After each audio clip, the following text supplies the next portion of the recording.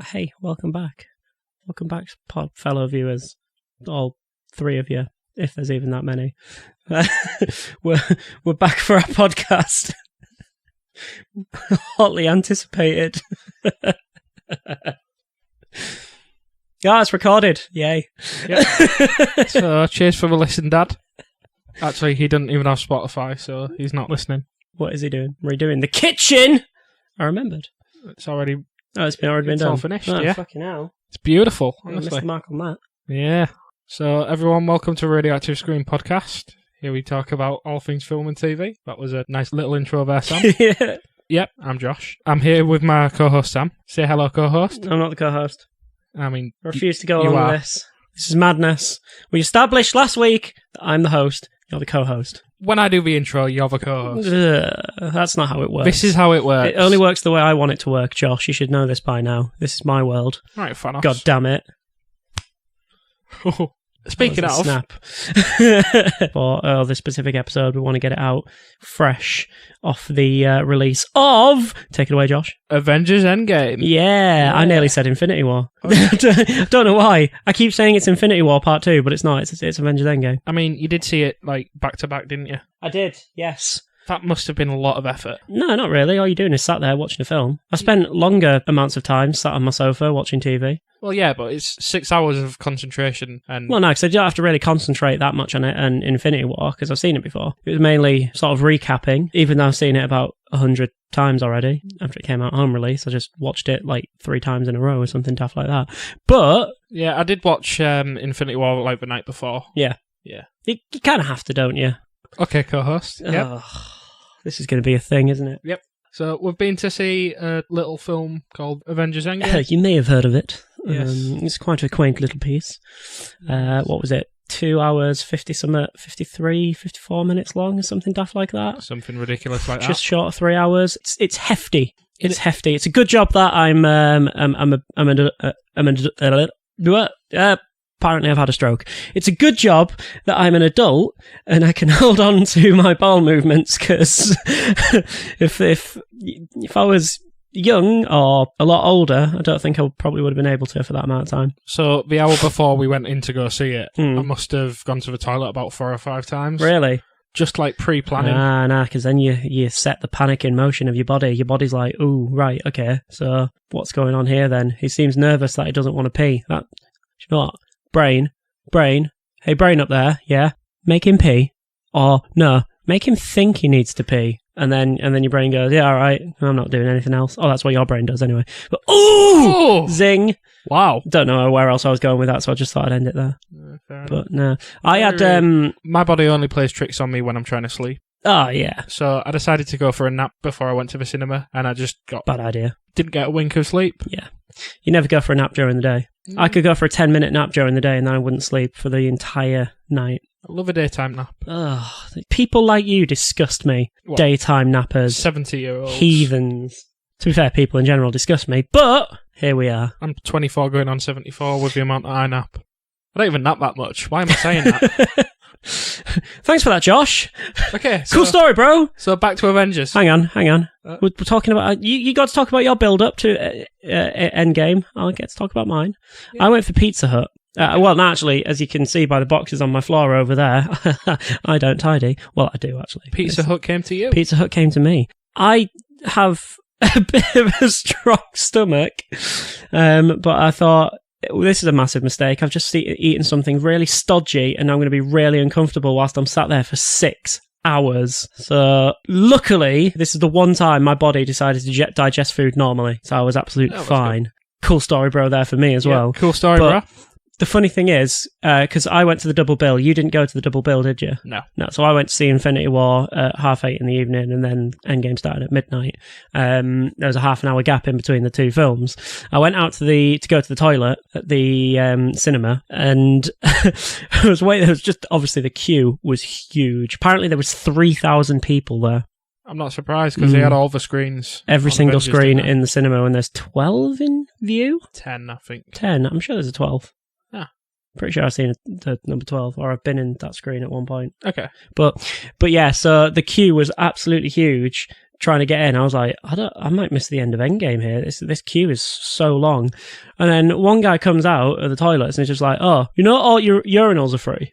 So everyone was waiting to go to a cubicle. Yeah, like the amount of people I saw outside going for a piss, like in the bushes, it was ridiculous. It's as if I don't know there's a toilet inside. Or they just didn't want to wait in the massive queue because they thought that the queue was for the urinals, like I did. When I got there was a queue for the toilets, but it went down quite quickly. Yeah, so. That must have been when because did you go to View? Yeah, same here. I mean, this is an awkward. Could have given us a lift home. I had to walk home. Took me an hour and a half. If you'd have replied... I did reply. Fair enough. Some co-host you are. So... oh yeah, so... Avengers Endgame. Wait. So we both went to see it, but not together, because, I can't be seen outside in public with him. No, that's true. It's all the fans and stuff, coming over for signatures. Just can't do it. Well, you hate that they come over to me for signatures? And by that, you mean autographs? Is that the word that you were looking for? That's Signatures. the word. Signatures. Here, please sign this check. I am very in debt right now. So, Avengers Endgame. Avengers Endgame. So, we're going to start this off. We'll go for Josh's one-word, spoiler-free review. Go! Great. There we go. Now, are we issuing the spoiler warning now? Let's do it. Let's do it. Right. So, if you haven't seen the film yet, stop listening right now. As much as you've loved what we've been talking about up until this point, stop listening right now, because we will be going into deep spoiler territory now for Endgame. This is your spoiler alert. Once you've gone and seen the film, which you absolutely should do, then come back and listen to the rest of it and see what we have to say. I think that was a good spoiler alert there, right? Yeah, cool. Great. So, where should we start? At the beginning? Yeah. So, in the beginning, there was a Big Bang. Oh, right, yeah. I've heard this one. Yeah? Yeah. Okay. Involved your mum. Wow. That's low. Because she was the Big Bang. So was she when she was going down on me. But... Wow. Wow. This podcast is cancelled. Yeah. If you're wondering why I'm so giddy right now, it's because I was up till 4:30. It was practically 5 o'clock in the morning by the time I got to bed. And I'm a bit tired. Okay. But that's the things we do for Avengers. Yeah, I got about 3 hours sleep because I had to be up for a delivery. Oh. Yeah. Oh, your brand new phone. Yes. So I'm gonna go into it. On the film as a whole, I very much enjoyed it. It's a grand spectacle. Obviously, it was always going to be that, when I mean, coming off the back of Infinity War, it's great. There are a few issues that I do have with it. I don't think it's the perfect film. Like you've been seeing reported on a lot of social media, don't you? A lot of people saying that it's absolutely perfect. I don't think that at all. I'm going to put it out there. My first initial thoughts, actually, when I came out of the cinema, was that I think I actually preferred Infinity War. And I guess I am still of that mindset at the moment, but it's because I haven't seen Endgame again yet, which I will do probably in the next couple of days, if not. I was going to say, if not maybe today, but I don't know if I'll have time to go see it again today, but we'll see. But, yeah, I mean, it's just, it's so much stuff to take in throughout the whole film. It's so much story to put in one film as well. Yeah, absolutely, yeah. I mean, they did it much better than Batman v Superman did. Well, you can't do it much worse than that. Well, no. But yeah, even as well as they have done Endgame, I couldn't help but think again maybe the Infinity Saga should have been over 3 films.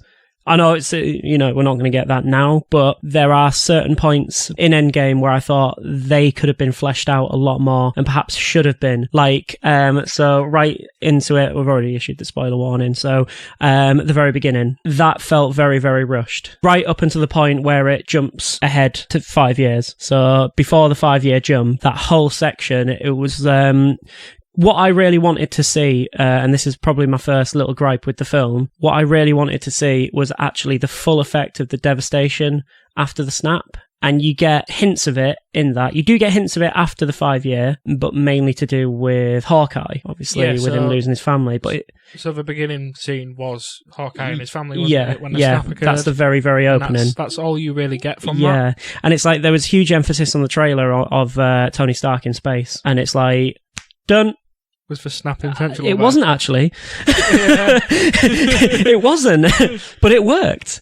But you see what I mean? Yeah, They had a lot of emphasis on his journey for that bit, and it was just very, very quickly dealt with, and I felt that should have been a lot more than what it was. Yeah, because it was, not even 5 minutes in space it was even 5 before minutes, Captain Marvel showed up. Yeah.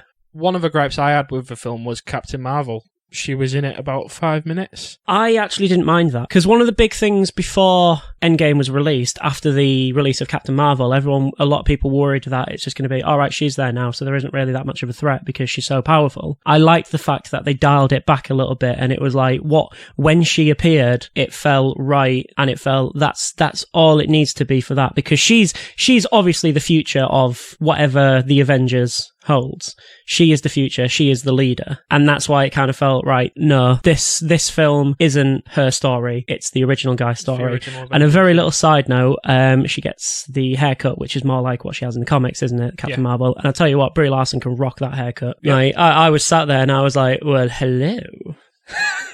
As creepy as that made me seem, but she really rocked that haircut. That was just a little side note that I had from that bit. Okay. But yeah. So moving on. Yep. What did you think to all the different? So when they all went back in time for different storylines? I thought they were all great. I thought they were all superbly well done. And I'm not a massive fan of time travel, unless it's out and out comedy. When it's in something that is meant to be as serious as Endgame, you have to get it right. And I felt that they did pretty much the whole way through the whole time traveling sequence. I know you disagree. I kind of disagree with you here. Go ahead. Because one of my main gripes with the film, which I think you disagree with me on this as well, is the characterization of Thor. See, I'm undecided about Thor. That's going to take a second viewing for me to understand. We'll give it a little background to that. I saw a really good point made on a What Culture video that they did, because it's clear that Thor's suffering from PTSD quite heavily, because he blamed himself for not aiming for the head. And whereas when they dealt with Tony Stark's PTSD, that was actually, I think the words were, it's a proper driving force for him and his character arc, and it's so serious because it is actually, PTSD is a very, very serious thing. With Thor, it feels very much like it's played for laughs, because he's sort of become this kind of goofy character in a sense, whereas in Infinity War, they towed the line perfectly between his goofiness and his clear suffering, whereas in Endgame, they just ramped it up to 11. And it was just like, that's Thor now. He's the fun guy. He's the one who you go to for comic relief. And it's like, no, you need the balance. Yeah, my big problem with it was just the fact that they decided to make Thor the comic relief.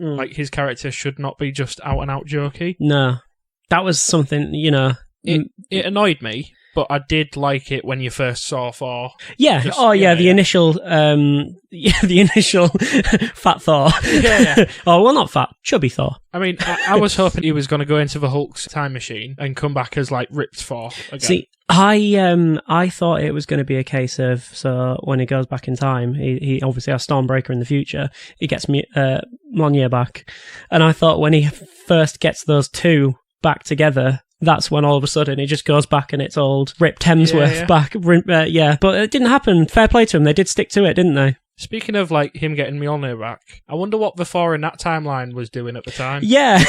It's just like, where's my hammer going? Just imagine him in the middle of a battle, just oh, it's gone. Where's it gone? That doesn't make sense. This is the dark world. This is trying to be serious. It doesn't quite work. What are you doing, Christopher Eccleston? Also, a little side note, it probably should be something that I will touch upon a little bit later, to do with Cap at the end. Yep. You notice when he comes back, he doesn't have Mjolnir. Where did it go? But we'll touch on that a little bit later again. Also, second little side note, we got Korg back. We got Korg and Meek back. Yeah. Yes, my dreams came true. I'm not even kidding. When I saw him sat on that sofa playing Fortnite, I nearly jumped out of my seat. I was so happy. Hey, Min. I was like, yes! Sorry if I've just broken your eardrums. Yeah, it's just glad to see him back in the role. Yeah, absolutely. I would say Korg was one of the best parts of Thor Ragnarok. Mm-hmm. His character was just so fun. And that's an example of a comic relief character done right. Yes, yeah. That's all Korg needs to be. Comic relief, yeah. I was actually thinking about this at the end. I'd love for them to do a Cog and Meek spin-off, but not a proper TV show. I'd love them to do it as if it was like a 20-minute per episode sitcom. Have you seen what they did for a release of Age of Ultron? Yeah. And they had it was like a documentary of Thor living with some guy. That was for Ragnarok, wasn't it? I think they did a couple. I know they did a couple, yeah. Yeah, I think they did one for yes, because it was... and one for Ragnarok. No, it wasn't for Ultron, it was... They did two of them. Thor gets a roommate, but it was because I remember the first one, it was after the events of Civil War, because he sends an email to Tony Stark, doesn't he, saying, where were you guys? Why didn't you send me a message or whatever? But, yeah, so I can see a Cog and Meek spin-off kind of like that. Yeah, doesn't have to be anything big, flashy. 6 episodes, 23 minutes per episode. Perfect. Great, yeah. What did you think of Banner? I quite enjoyed him. Yeah. If I'm honest, yeah. I quite enjoyed seeing that he's kind of come to terms with what's happened and he's come to terms with being the Hulk. Yeah. That scene in the diner where the kids are trying to get a selfie with him and Ant-Man's just there like, hey, you want a photo with Ant-Man? These kids he's actually saying no right now. Yeah, I like the fact that he's embraced his hulkishness now and smart Hulk. Yeah. Yeah. So I like the bit where they go back to 2012 and he's trying to just like act angry. Where he just punches the car a little bit. Punches the car ever so slightly. He's like, yeah. Yeah, so going back to the different bits of time travel, the bit that I didn't like was Thor's, where he goes back to Asgard, he just chats to his mum for a little bit. Rocket Raccoon actually does all the work. Yeah, I liked the fact that he got the chat with his mum. Again, it was the whole thing about how he's suffering from PTSD, and they could have actually really, really made that into a serious moment. And it's like they started to do it, and then again, the instant comic relief hits, and it's just like, no, go with it. Don't be afraid to go into these like little dark places. Like, I know it's a superhero film. I know it's a Disney movie, but just tonally, MCU films are all over the place anyway. Yeah, so I don't see why this was a problem for them. No. It was a weird one, but it was a wasted moment. A lot of the time travel scenes were too easy for the Avengers. How do you mean? So like they went back. Oh, right, done. We've got him. It's fine. Well, no, because they did have kind of like the Hulk went back and talked to the Sorcerer Supreme for a tiny bit. Yeah. And then it was was fine. Oh, here's the time zone. She was never going to attack him. She's very... I didn't have a problem with that bit. I didn't have a problem... I quite enjoyed seeing Tony Stark go back to the 1970s. Yeah. That interaction with his dad. Yeah, that was nice. What else was there? Because it wasn't actually completely... Because obviously we had the bit when they get down to the lobby in Stark Tower, and that's where something goes wrong. In fact... Yeah, because Tony gets hit by the Hulk, doesn't he, coming out of the staircase. and then we see Loki steal the Tesseract and disappear, which is where we think the TV Disney spin-off series that has been announced for him is going to pick up, which is really interesting. It's quite a clever way to do it, I think. Yeah, because he's dead in their timeline, so it makes sense for them to do it this way. Yeah. Rather than like a prequel series, which I wouldn't really be interested in. No, not really. No. Should we talk about Voromir? Yeah, actually. So the location of the Soul Stone in the first film, where Gamora meets her demise at the hands of Thanos for the ultimate sacrifice. Another Avenger had to meet their demise. Another Avenger did, and this time it was Black Widow. Yeah, Natasha Romanoff. So basically what happens here is that it's her and Hawkeye that go there. They find out what's needed to actually get the Soul Stone, like what it actually takes to be the wielder of it. They sort of debate between themselves and then each try and throw themselves off the end of the cliff, but the other keeps trying to stop them. Eventually it ends up being Natasha Romanoff who falls to her death. Yep. This is one bit I didn't get about it, right? So she does that. Hawkeye, Clint Barton wakes up with the Soul Stone. Shouldn't it have been her waking up with the Soul Stone? No. But she was the one who made the sacrifice. Technically, he didn't actually sacrifice her. She jumped off. He's holding her, trying not to let her go, and she jumps herself. So she makes the ultimate sacrifice. So it doesn't make sense. Yeah, but... I know she makes it on his behalf, but it's a little bit of a... Hawkeye still loses something that he loves. Yeah, true. So it is a sacrifice on his behalf. Okay, yeah. It's one of them things. It's very much pedantic, but I suppose, yeah. You didn't have much emotional impact, did you? No. Because I think throughout the MCU, Black Widow's been very much a side character. She has. And her solo movie's been announced. That was my big gripe with it.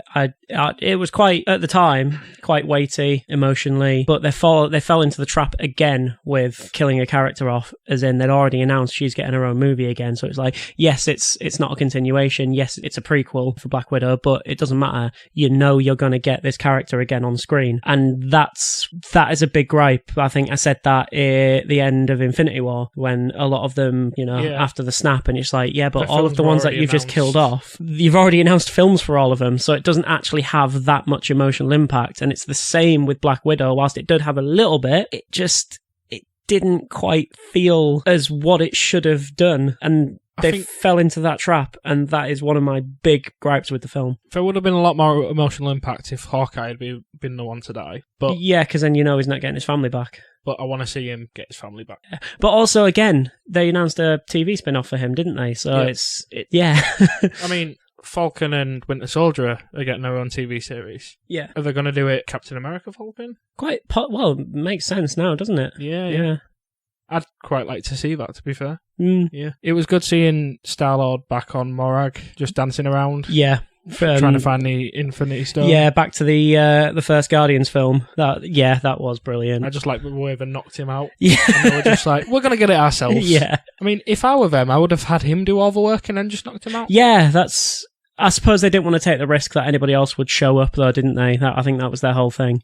They just wanted to find out where the location of it was, and then not have, because they knew other people. I mean, Nebula said, other people are looking for it, so we have to act fast. So I guess it made sense from that point of view, didn't it? Yeah, true. Yeah. And I suppose in Guardians, it ended with him being chased out. Yeah.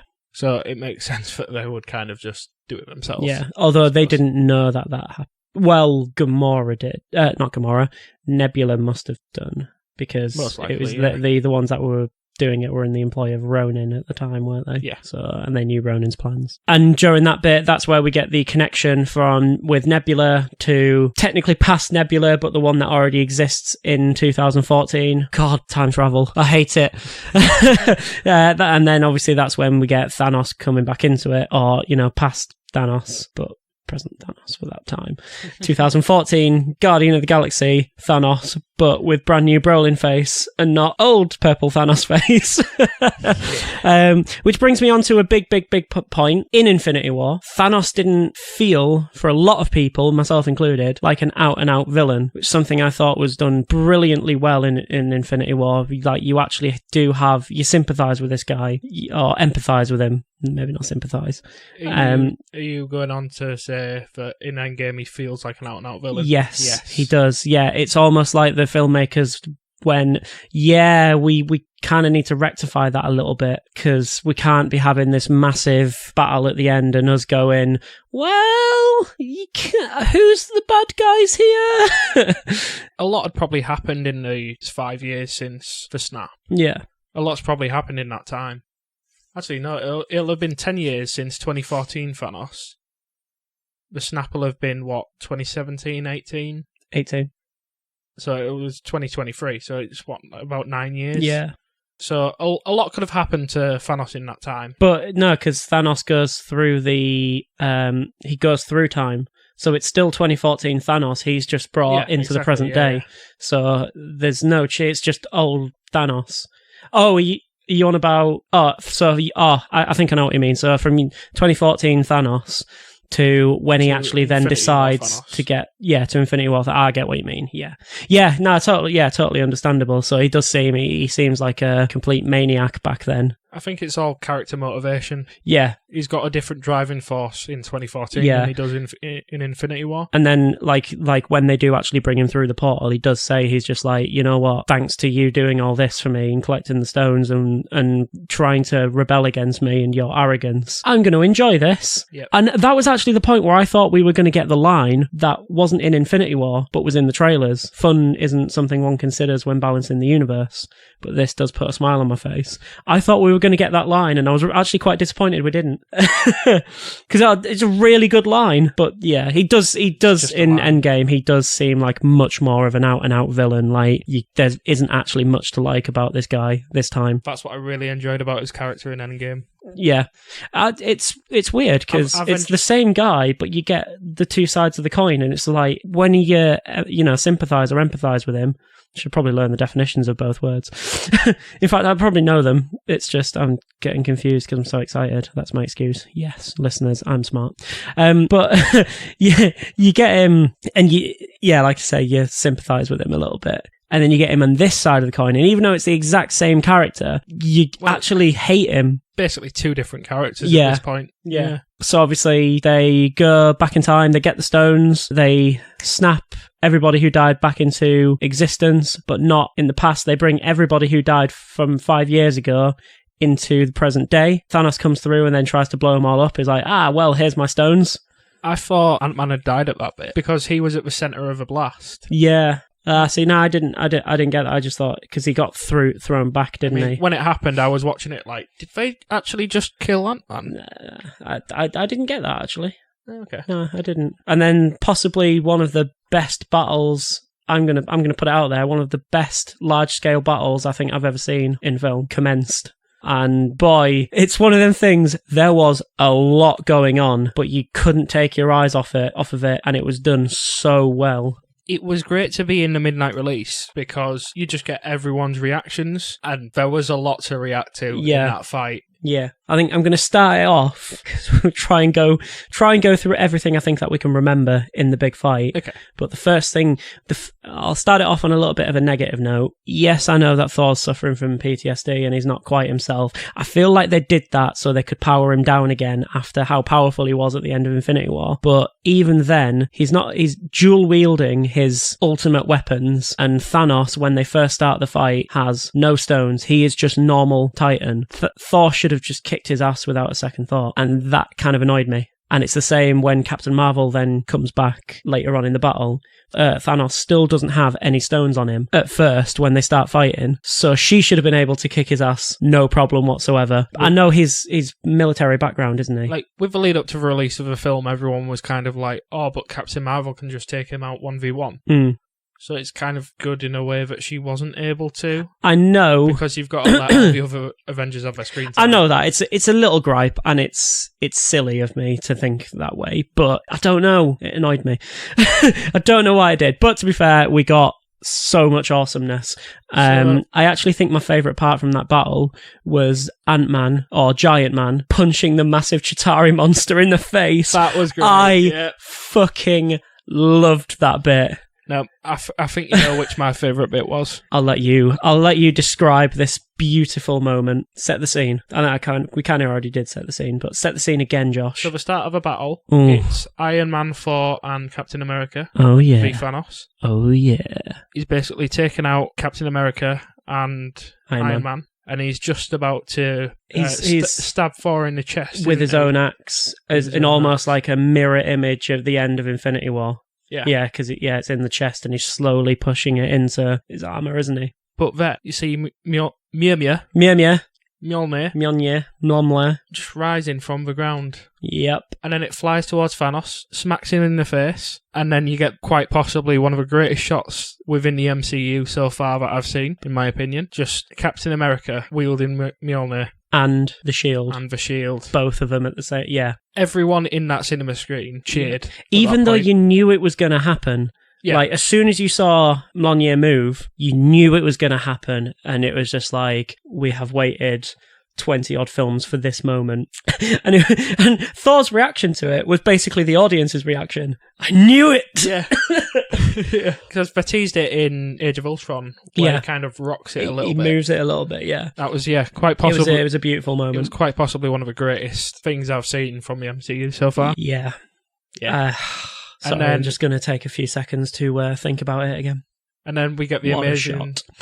What? Sorry, I said what a shot. What a beautiful shot. Yep. Sorry, go on. And then they all get beaten down, essentially, after he's got Mjolnir. Yeah, and he proper pummels Captain America. And then it's the amazing shot of Captain America facing down a whole Chitauri army. Yep. It's not only Chitauri either, is it? There was just everything. Yeah, I think all of Thanos' army. I think there's some of the grey space dogs from Infinity War, what Rocket calls them. Yeah. And then we get what I've been waiting the whole film for. Yep. the return of all of the other Avengers, Yeah, Guardians of the Galaxy, everyone. absolutely everyone coming through. And then you get that little quip, don't you, from Doctor Strange? Is that everyone? And Wong, you wanted more? Yeah, it was a great moment. And then you just trying to remember everything that happens from then on. It's just like, you got Valkyrie on her horse, you got Spider-Man coming through. You get that nice little moment of Spider-Man and Tony Stark hugging him. Oh, this is nice. God, who else did it? All the Guardians. You got Falcon. You then get Hulk, Bucky walking through. Bucky. So much going on, and it was beautiful. Black Panther.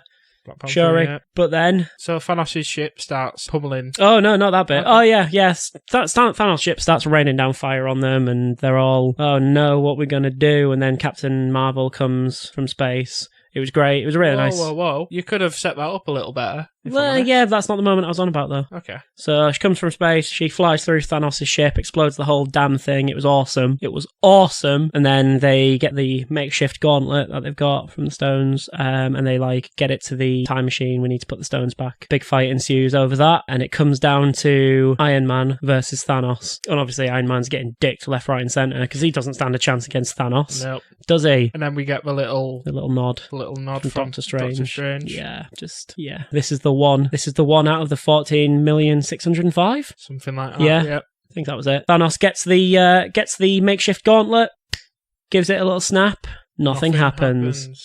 Because and it's the whole thing. He is inevitable, but then you get the quip. I am Iron Man. Tony Stark snaps, and then Thanos, the whole army is defeated. It's that look of defeat on his face at that point. Yeah, doesn't even get out. He just sits down. He's just almost like, ugh, fuck it. Fine, whatever. I'll give up now. Yeah. Well, he couldn't have really done anything at that point. No, not really. But then it's the major death, because Tony Stark is only a human. All that power coursing through his veins. Yep. Obviously has an effect on him. And that is the end of Tony Stark.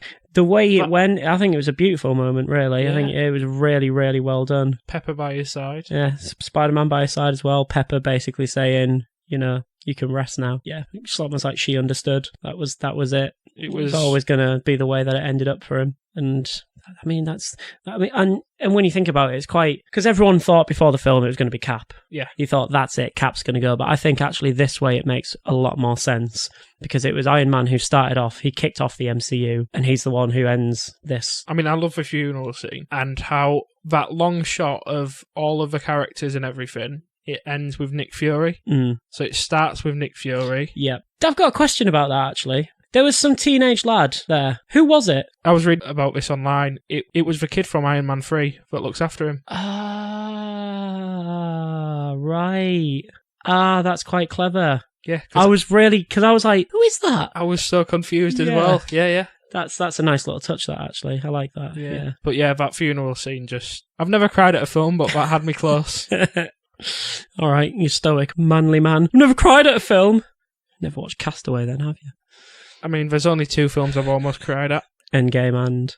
Okay, 3 now. Okay, Endgame and... Toy Story 3. Okay. Where Andy's giving all the toys away. Right, okay. Oh, just no. And Terminator 2. Is it the thumbs up? Yep. It's the thumbs up. It's the thumbs up. Yeah. So then that's the end of Tony Stark, and then we get the very, very end, Cap going to give all the Infinity Stones back and put them back in the right places, back in time. But what a bastard. He don't return in 5 seconds. No, he doesn't. Well, he does, technically. Technically. He was just always there, technically. But he shows up as a withering old man, because he'd gone and lived some of that life. With Peggy. He passes the shield over to Falcon, Sam, like that, and that was the bit I was on about. He takes Mjolnir. I called it so many different things in this. He takes Mjolnir back with him through time, but he doesn't reappear with it. So I'm very, very curious to find out where Mjolnir is, unless he put it back. Maybe he went... Either that, or maybe it's just hung up on the wall in his and Peggy's house. Actually, thinking about it would make sense, because they say they take the stones, and once you take something back, it alters to a different universe. And obviously taking something as big and powerful as Mjolnir, that would definitely alter a separate universe. So he's probably gone and put that back as well and been like, shit. I mean, I would like to have seen that universe after fought up Mjolnir. Yeah. Just that Thor just walking around like, where's it gone? My hammer! My hammer! My hammer! You have to hurry your arm up at that angle. Yes. And then the very, very last shot of the film is what I thought. I predicted it, didn't I? I'm sure I did. We'll have to go and re-listen to the other one. Technically, yes. Yeah, I know I didn't get it exactly right, but I did. I'm pretty sure I said the last shot will be him. But I think I said it'd be an after-credit scene, didn't I? No, so you said it would be the dance in World War II. Yes, of course, but no, they're in their home dancing. So. Technically, you did get his yeah, last dance. I did, yeah, and it's the last shot of the film, and that was it. We didn't get an after-credit scene, sadly. Got an after-credits clanging. It was very, very weird. I don't know what it means. I suppose in a way they don't have to tease anything right now because this is the end of that story. Yeah, but it would have been nice. It would have been nice. Yeah. But so I think that's everything that I can remember anyway. It's one of those, it does need a second viewing because there is so much packed into that film. Yeah. But it does it well. I mean, we were talking about a couple of weeks ago, Hellboy, and how they tried to pack a lot of stuff in, but just it didn't work at all. No. Luckily with Endgame, it does. It could have been fleshed out. If they wanted to, they could have fleshed it out into another film. So they could have had a 3-parter, but they didn't. There are bits, like I say, I feel that they rushed, but it's not enough to kill it. It's not enough to kill the film. It's not enough to stop it in its tracks. I will also say, going back to Hellboy, the thing is with Endgame, they've had 11 years of characters to build upon. Totally, yeah. So it's not like it's... with Hellboy, they went for the Batman v Superman curse. Oh, obviously, yeah. But it's just saying, like, it's an example of having a lot in one film, but doing it right. I do agree with you on the fact that I kind of think Infinity War might be a little bit better as well. Yeah, I could say that's my opinion at the moment, but that's all it is. It's opinion. Opinion is subjective, but it will be something that may change upon second viewing and third viewing of the film because, let's face it, as soon as I left the cinema and turned my phone back on, it popped up an email, oh, you can pre-order your 4K Steelbook Avengers Endgame. I was like, yep, done. So I've got it on pre-order. Nice. And there was a message from me saying, so do you want to go see it again after podcast tomorrow? He did say that, so that's what we're probably going to decide when we leave you guys. Yes. But I think that's all I can say now. I think I've exhausted my body, brain and knowledge on Avengers Endgame after the first viewing. And yeah, it's great. Yeah. It was... did a lot of things right, ticked a lot of boxes. It was an enjoyable film. Yeah, absolutely. And if you are an MCU fan, you're going to love it. It's a spoiler review, so that's a good point. If you are an MCU fan, you probably love it. Yeah. So we'll leave you with that. Exactly. Yeah, that's good. It's a bit more of a shorter podcast, eh? What are we on? It's not too bad. Hope you enjoyed the episode. That was episode 5. That was episode 5. Screen. Don't forget to follow us on all of our social media platforms: Facebook, Instagram, Twitter, on Spotify, iTunes, and Podomatic. Did I get them all? Yep. Yes. And we hope to see you next time. Enjoy yourselves. Goodbye. Bye, guys.